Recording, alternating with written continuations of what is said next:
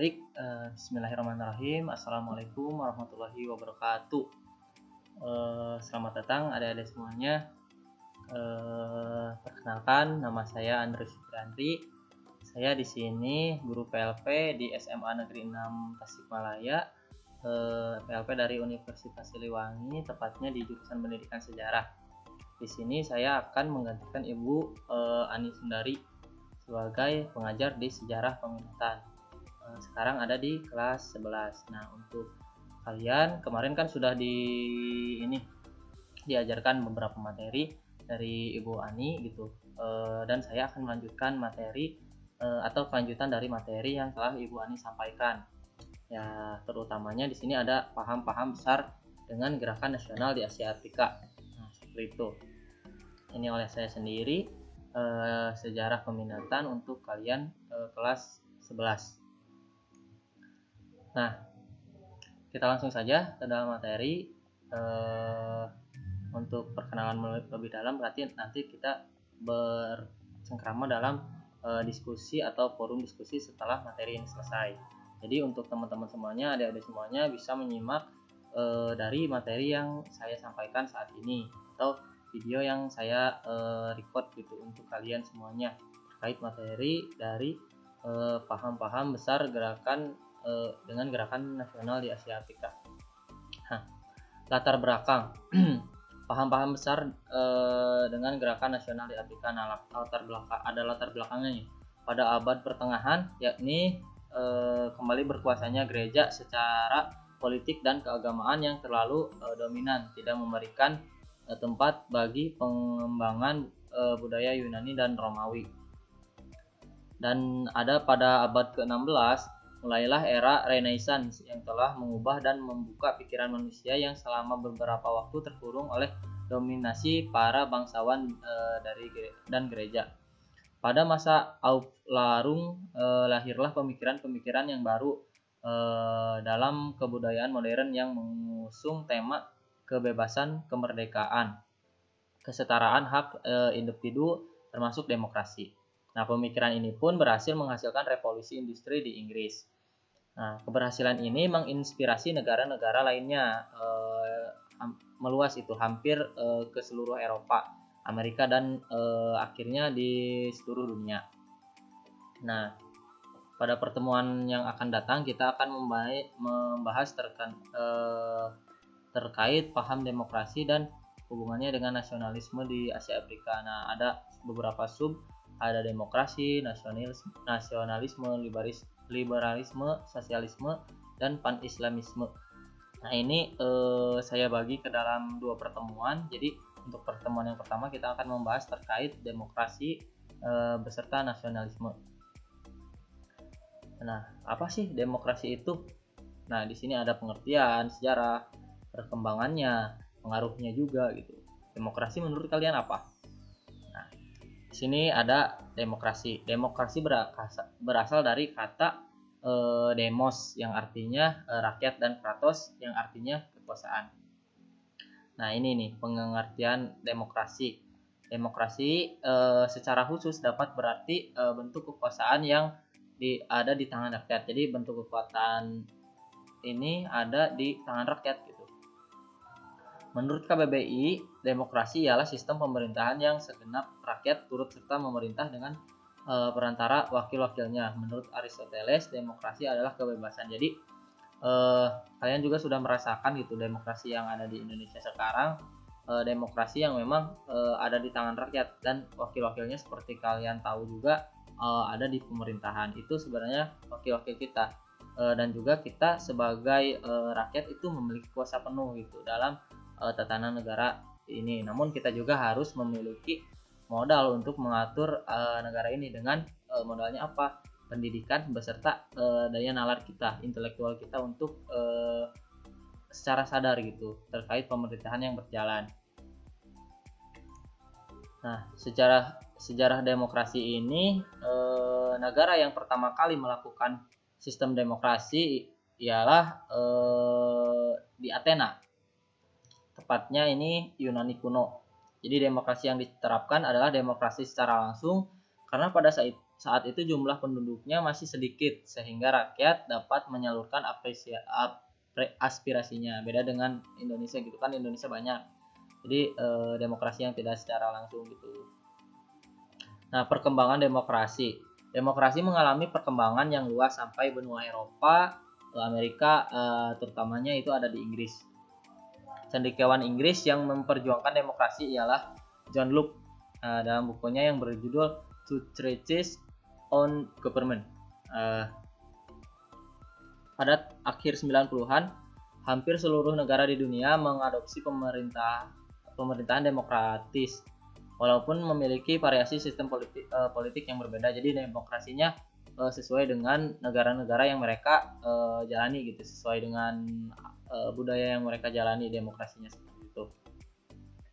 Sistem demokrasi yang paling banyak diminati dalam kehidupan bernegara karena sistem ini berlandaskan prinsip dari trias politika dan kedaulatan rakyat. Trias politika kalian juga sudah mengetahuinya, prinsip yang membagi 3 bagian, yaitu eksekutif, yudikatif, dan legislatif. Tahu kan eksekutif siapa, legislatif siapa, yudikatif itu siapa. Nah, penggunaan sistem demokrasi disesuaikan dengan kepentingan dan kepribadian bangsa. Jadi Indonesia pernah menganut sistem demokrasi terpimpin, jadi terpusat oleh Bapak pendiri bangsa yaitu Soekarno. Pengaruh demokrasi. Nah, pengaruhnya itu di Indonesia pernah menganut paham demokrasi presidentil, parlementer, sistem pemisahan kekuasaan, terus melalui referendum dan inisiatif rakyat, sampai akhirnya menganut paham demokrasi Pancasila. Ini yang telah dicetuskan dalam masa kepemimpinan Soekarno. Rapat dalam merumuskan peraturan negara dan lain sebagainya dilakukan dengan cara yang demokratis, karena negaranya demokrasi. Nah, untuk yang selanjutnya, kita akan membahas tentang nasionalisme nih. Menurut kalian nasionalisme itu apa? Nah, nasionalisme adalah suatu sikap politik dari masyarakat suatu bangsa yang mempunyai kesamaan kebudayaan dan wilayah serta kesamaan cita-cita dan tujuan. Dengan demikian, masyarakat suatu bangsa tersebut merasakan adanya kesetiaan yang mendalam terhadap bangsa itu sendiri. Nah, pengertian nasionalisme sendiri, kata nasionalisme berasal itu dari bahasa Inggris nation atau natie dalam bahasa Belanda yang berarti bangsa. Menurut Kamus Besar Bahasa Indonesia, nasionalisme ialah suatu paham atau ajaran untuk mencintai bangsa dan negara sendiri atau politik untuk membela pemerintahan itu sendiri. Kalian juga sudah ditanamkan sifat-sifat nasionalis gitu dari sejak dini, biasanya dari mulai kalian masuk sekolah gitu, mulai masuk SD sampai dengan masuk SMA, bahkan ketika kuliah kalian itu didoktrin paham-paham nasionalisme untuk membela negara kalian sendiri seperti itu. Secara umum dapat kita simpulkan bahwa nasionalisme merupakan suatu rasa cinta terhadap bangsa dan tanah air yang ditimbulkan oleh persamaan tradisi yang berkaitan dengan sejarah, bahasa, kebudayaan, pemerintahan, tempat tinggal, terus keinginan untuk mempertahankan kekuatan bangsa dan lain sebagainya. Banyak kok yang membuat rasa nasionalisme kita itu timbul. Nah, sejarah nasionalisme ini dari mana sih? Nilai-nilai nasionalisme ini muncul di Eropa seiring dengan lahirnya pergerakan dan revolusi. Sebagian besar negara-negara di Eropa menerapkan sistem monarki yang absolut sehingga rakyat merasa tertindas. Kondisi ini menimbulkan kesadaran akan suatu persamaan hak dan kebebasan. Hal ini mendorong suatu gerakan untuk melepaskan diri dari kekuasaan yang menindas rakyat. Jadi untuk terlepas dari otorisasi atau otoriter. Kesadaran inilah yang menimbulkan gerakan nasionalisme. Pasca Perang Dunia Kedua, ada sekitar 66 negara yang atau bangsa yang merdeka. Nah, perkembangan nasionalisme ini berkembang pertama kali di Eropa sekitar abad ke-18. Nasionalisme di Eropa muncul sebagai kesadaran untuk menyatukan wilayah atau daerah yang terpecah belah. Paham ini kemudian cepat menyebar ke seluruh dunia, terutama di negara-negara jajahan bangsa Eropa.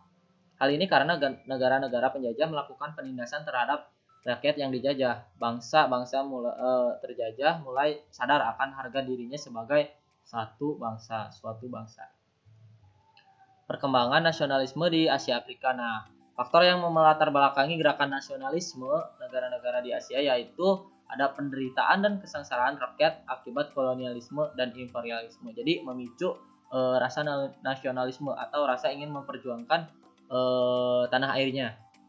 Terus kemenangan Jepang atas Rusia, kenangan akan kejayaan di masa lalu, munculnya golongan terpelajar dalam masyarakat. Ini merupakan aspek yang penting gitu dalam perkembangan, karena orang-orang yang terpelajar biasanya melek gitu akan pengetahuan terkait penindasan yang dilakukan. Jadi adanya sifat melawan gitu untuk melakukan perlawanan terhadap penindasan.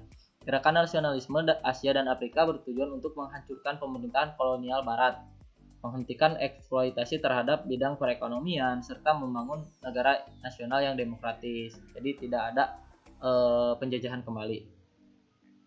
Nah, contoh gerakan nasionalis yang ada di Asia dan di Afrika: nasionalisme Cina, nasionalisme India, Filipina, Indonesia, Turki, dan Jepang. Nah, untuk di Afrika sendiri ada nasionalisme Libya, nasionalisme Mesir, nasionalisme Angola, nasionalisme Afrika Selatan. Seperti itu. Nah, mungkin itu saja yang dapat saya sampaikan di pertemuan kali ini. Untuk pertemuan yang akan datang, kita akan membahas terkait paham-paham yang lainnya, yaitu liberalisme, sosialisme, beserta pan-islamisme.